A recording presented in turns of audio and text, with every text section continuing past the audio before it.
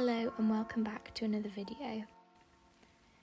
This evening I really wanted to carve a stamp. I had a little bit of time when my daughter was in bed, so I wanted to spend the evening carving a flower design. I have this block of Japanese stamp rubber and I've been really wanting to use it, so I thought that this would be the perfect opportunity.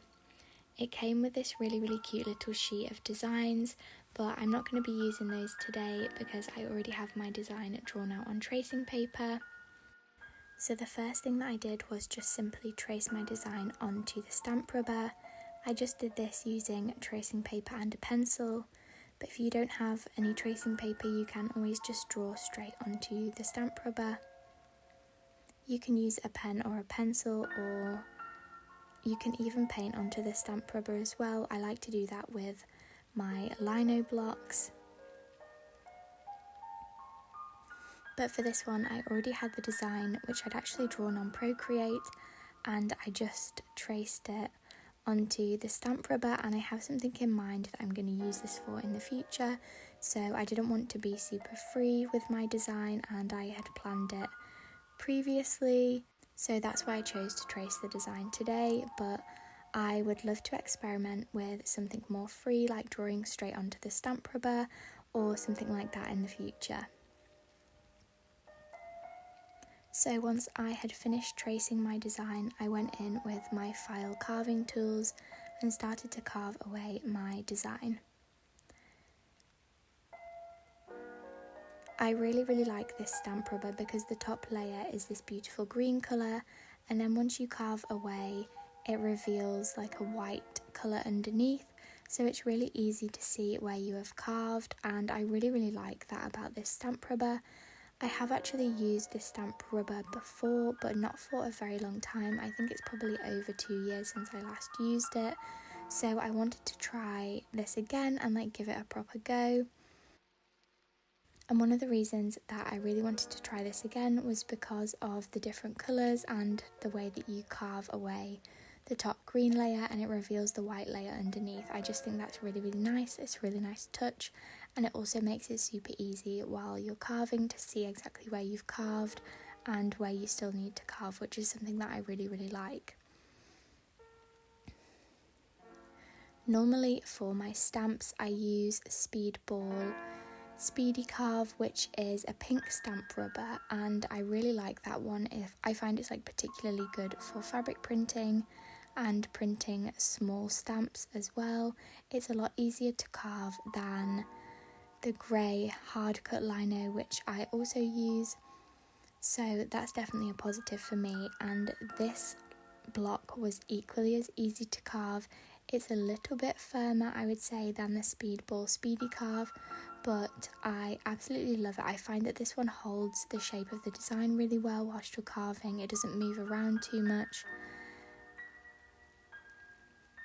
because it's perhaps not as squishy as the Speedball Speedy Carve, which is something that I like because I do find that the Speedball Speedy Carve moves around quite a lot when you're carving it sometimes, and it can be quite tricky to get really precise lines, like if you're carving a circle or something like that.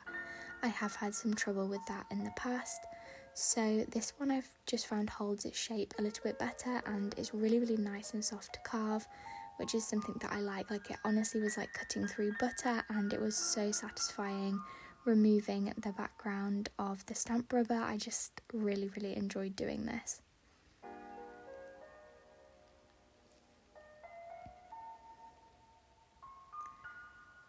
I always use my file tools for carving. They're my absolute favourite lino carving tools that I've ever used. I always get loads of questions on them, so I have set C, and it's a set of 6 tools with a variety of V gouges and U gouges, and I use them pretty much every single time I carve. They're my absolute favourites and I would definitely recommend them.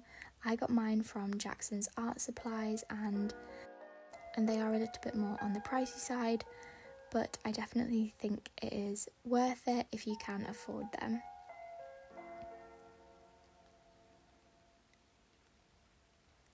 I went in with this little V-gouge tool just to carve away some of the details of my design.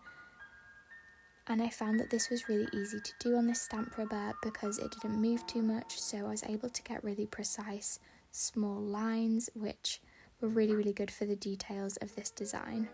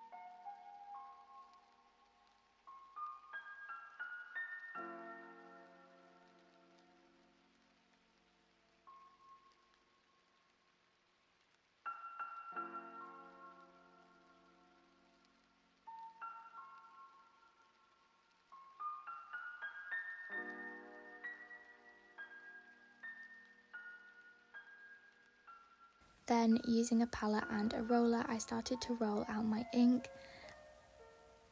As always, I was using Cranfield Safe Wash Relief inks. These are my favourite lino printing inks, and they are oil-based, but they are washable with water, which is something that I really like. It makes them super easy to clean up. So I just mixed a little bit of orange and white. I wanted to create kind of like a pale orangey yellow colour just to print this little flower in. So I just mixed the colours together. You can use a palette knife to do this, but most of the time, honestly, I'm so lazy and I just use the roller, and it saves me a little bit of washing up. And then I went ahead and rolled the ink onto my flower. This is probably my favourite part. I love seeing the design kind of come to life when you put the ink on, and it kind of gives you like a glimpse into how it's going to turn out as a print.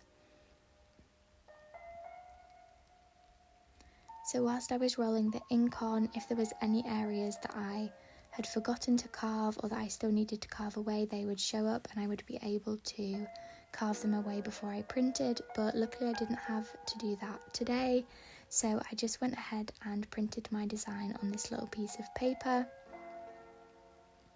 I first of all applied pressure using my hands, and then I went in and added a little bit more pressure with a baron.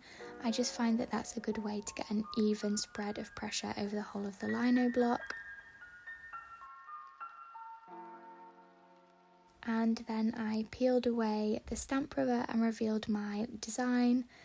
I had a little bit of transfer from the pencil that I used, but I just need to clean the block and then try and print this again. But that is it for this video. Thank you so much for watching. I really appreciate it, and I will see you very soon with a new video.